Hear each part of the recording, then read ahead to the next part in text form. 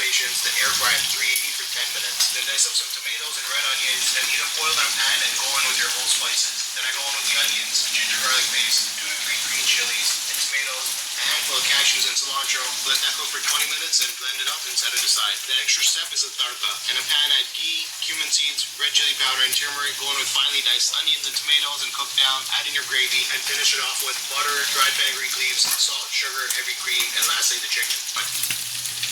Welcome back to my series where I show you cooking Indian food is actually easy. Today we're making chicken tikka masala, similar to butter chicken, but way better in my opinion. And all it requires is one additional step. I start by cubing some chicken breast and marinating with salt, pepper, red chili powder, cumin, turmeric, ginger garlic, yogurt, tomatoes, a handful of cashews and cilantro. Let that cook for 20 minutes and blend it up and set it aside. The extra step is the tarka. Cook down, add in your gravy, and finish it off with butter, dried fenugreek leaves, salt, sugar, heavy cream, and lastly it's time to enjoy. Welcome back to my series where I show you cooking Indian food is actually easy. Today we're making chicken tikka masala, similar to butter chicken, but way better in my opinion. And all it requires is one additional step. I start by cubing some chicken breast and marinating with salt, pepper, red chili powder, cumin, turmeric, ginger garlic, yogurt, and lemon juice. Let it marinate till you lose patience, then air fry at 380 for 10 minutes. 2 to 3 green chilies, and tomatoes, a handful of cashews and cilantro. Let that cook for 20 minutes and blend it up and set it aside. The extra step is the tarka. In a pan, add ghee, cumin seeds, red chili powder, and turmeric. Go in with finely diced onions and tomatoes and cook down. Add in your gravy and finish it off with butter, dried fenugreek leaves, salt, sugar, heavy cream, and lastly the chicken. Now it's time to enjoy. Welcome back to my series where I show you cooking Indian food is actually easy. Today we're making chicken tikka masala, similar to butter chicken, but way better in my opinion. And all it requires is one additional step. I start by cubing some chicken breast and marinating with salt, pepper, red chili powder, cumin, turmeric, ginger garlic, yogurt, and lemon juice. Let it marinate till you lose patience, then air fry at 380 for 10 minutes. Then dice up some tomatoes and red onions, then heat up oil in a pan and go in with your whole spices. Then I go in with the side. The extra step is the tarka. In a pan, add ghee, cumin seeds, red chili powder, and turmeric. Go in with finely diced onions and tomatoes and cook down. Add in your gravy and finish it off with butter, dried fenugreek leaves. Today we're making chicken tikka masala, similar to butter chicken, but way better in my opinion. And all it requires is one additional step. Start by cubing some chicken breast and marinating with salt, pepper, red chili powder, cumin, turmeric, ginger powder, turmeric, paprika, red chili powder, oil, celery powder, cayenne pepper, in-stir ko na. 5 spices will access my garam masala. Garlic, onion powder, and the cinnamon, tomato sauce, and reduce. It's fine. Nagre-responsive. Yes, I'm in the mood.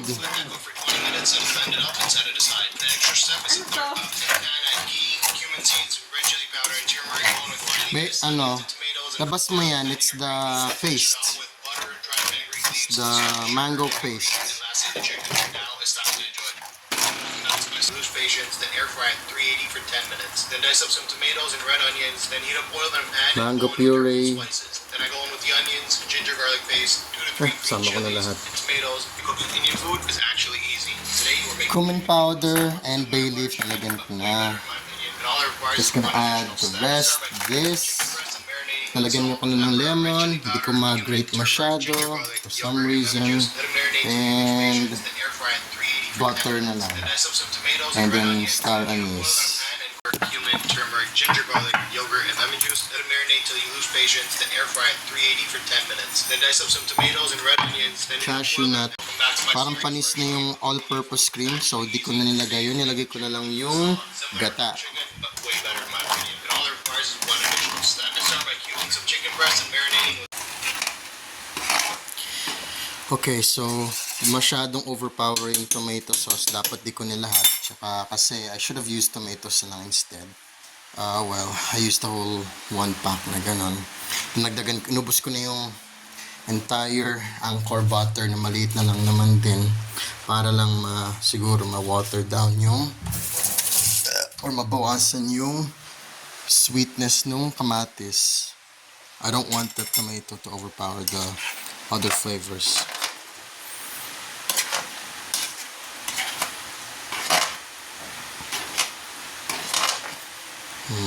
There's so much space here. Pwede ko pa sana lagyan ng gulay, but oh well.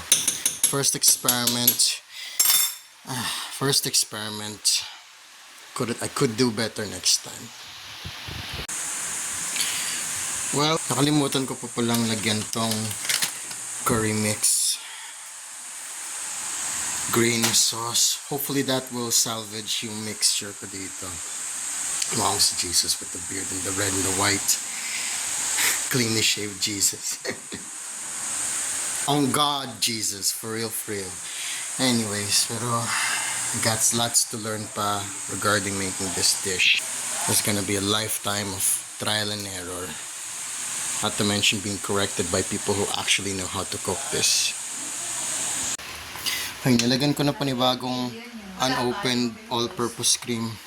Hopefully, temper it down. Taste ko na lang.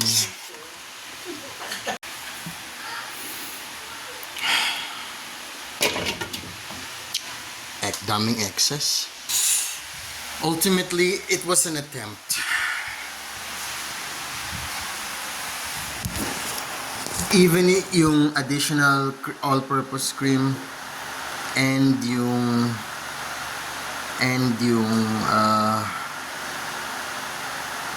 mango puree addition wasn't enough. Masyado pa ring, there's 3 flavors na titikman ko.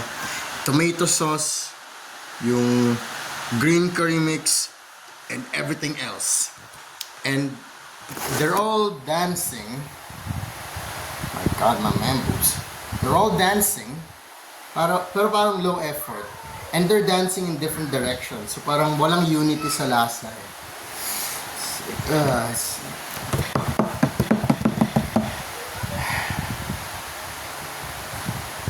Pero yung nagli-lead sa kanila is yung sourness, yung asim, yung tomato paste. So I really have to be more mindful next time.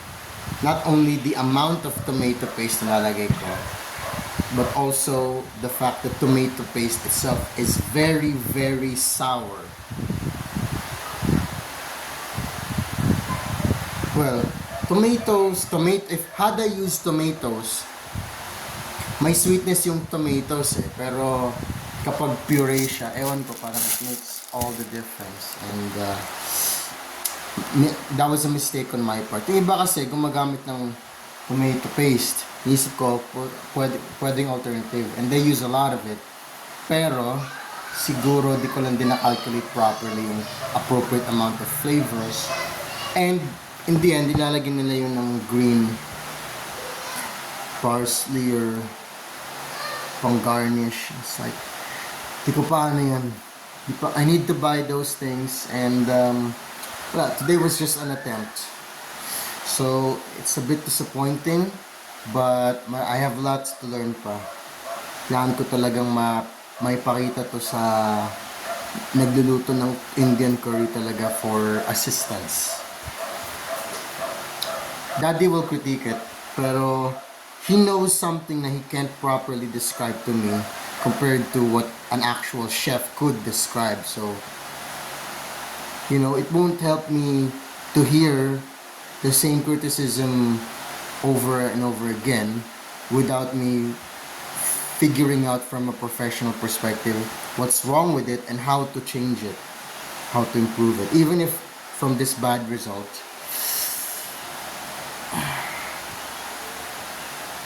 Yeah, pagod na yung dila ko ngayon. Ayoko nang tumikim ng curry flavored anything. Even if it's the mangoes, parang sugar. Oh, maybe.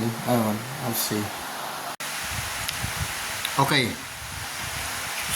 Salvation has come upon me. Or at least I have discovered it was within my grasp the whole time. Yung mix nilagyan ko ng sugar, brown sugar is what we...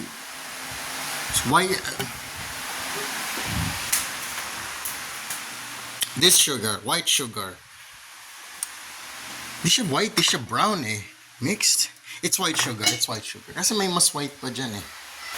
Anyways, nilagyan ko yung mix ng sugar, and then nawala yung asim. The other dancer started sort of, diba, triadic, kumbaga. Triangle. Maasim na sa taas yung other flavors incur dito. Parang nag-level out sila ng a bit. They're not yet like truly leveled, pero parang they're within the same band. Wala sila sa different frequencies. They're within the same band. Ganon. And, okay, parang that makes me feel a lot better. Otherwise, we'll just be eating really unmixed tomato soup. And I do not like that. Bakit? What's going on? Tikman mo. Bakit? Hindi ba masarap? Di naman di masarap, it's just not perfect. Okay na. Okay na. Do you feel... Well, Do you taste the tomato? Masyadong overpowering. yeah. Yeah, that's the problem. Nilagyan ko ng sugar. It works, but not a lot. Okay na yun. Masyado kasing nadamihan ng tomato paste. Pero, if you dip it sa kanin, baka naman magsaspread out siya. Which should be enough. Could you please, magsayang ka ng 2 gatang lang? I was just gonna eat itong, Sure? Sure? Oh. Sige. Unless nakain ko sila mali, lumabas sila eh. I don't think so. Kasi niluluto ako hindi sila alas sa matera. Sige, excuse me. Kasi I think I've done enough. Excuse me. Well, I'll give it one more sweet. I'll give it just one more sweet of sugar.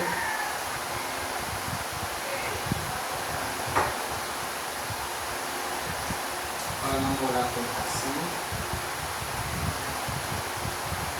Lahat nilagay ko na dito. Salad ko. Ito, pwede ko maging parang sauce ba sa lahat. Separate sauce.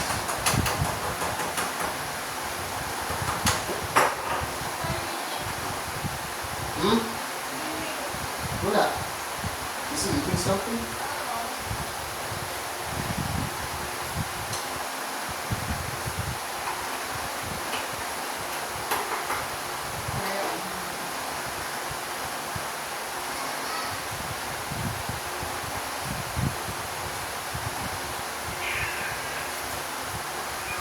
Sige na. Okay na. Get your chicken. Nagdadalawa pieces. Ito yung chicken. What part? Papasok ko na ng sauce. Sige. I'll get one. Ayun, nilagyan ko pa ng extra, nagawa pa ng extra sugar. I think that's enough for today. Marami pa akong excess sauce na gagamitin ko pang sabaw and halagyan ko sa lalagyanan para pwede siyang ma-dip, maging dipping sauce or something. Para siyang ano yung sauce sa Mexican dish yung may kamatis? Salsa, ganon. Curry salsa. Ganun naging lasa ay curry salsa. Papasok mo na si Ogs. Yeah. So, how was it? Pag nasa rice na, okay na rin. Hindi na naman... I did hindi na this siya first. maasim. It's good. Okay na rin. So, eat it.